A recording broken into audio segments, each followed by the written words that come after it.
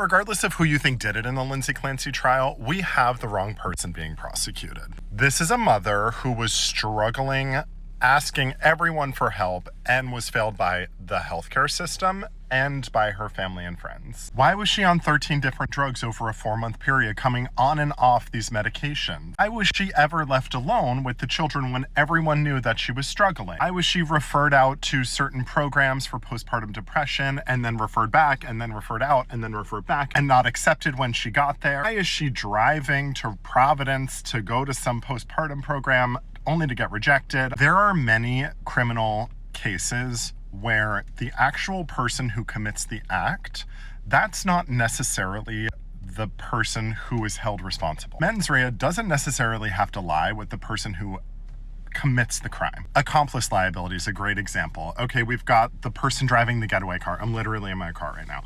The person driving the getaway car is held responsible almost always to the same standard as the person who goes into the bank with the pew-pew. And also, mens rea for a crime doesn't have to be what you were thinking in that exact moment. There's a very famous case where the person was driving with epilepsy, and obviously they weren't thinking like, oh, I have epilepsy, let me swerve into traffic. But the requisite mens rea was 30 minutes earlier when they were thinking, oh, let me get behind the wheel of a car knowing that I have unmedicated epilepsy, whatever their specific situation was, and they were held responsible for driving recklessly, negligently, and hurting the people that they hurt. Well, Patrick leaving her alone at the house, having the mens rea of knowing that his wife was potentially extremely mentally unstable, going on and off medications, and leaving her home alone with the kids, even if it was just what he alleges, which is that he was going to pick up food and to pick up medication, that is he's potentially liable. Mens rea knowing that as her doctor, she is going to all these facilities asking for help. She's being taken on and off medication. She is potentially dangerous to herself and others. What steps did that doctor take to ensure that her family and herself were safe, right? Was she sending letters home to husband saying, yo, she's struggling, you cannot leave her alone, she's on unaliving watch? Mens rea doesn't have to just be with the person who committed the crime.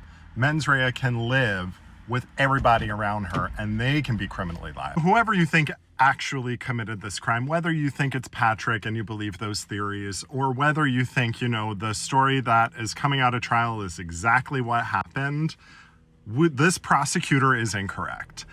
There's either not enough people on trial or they got the wrong person. Either way, this prosecutor fucked up. Prosecutor saw 3 unalived kids and the mother and, the shoddy investigation. There was not an incredible investigative work happening on this case, and said, you know what?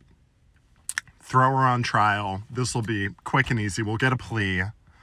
The world isn't going to tune into this case. And when I say prosecutor, yes, I'm talking about the woman with the bows in her hair, but remember, she works for a prosecutor's office. And that prosecutor's office is probably an army of white men in suits. And they said, get out there, girl. This case is about a mother. It's about children. We need our token woman from the office to go and prosecute this case. She's getting a lot of heat online, but just remember that there is a whole army of white men behind that prosecutor who are like, go out there with bows in your hair and do your Fräulein Maria voice.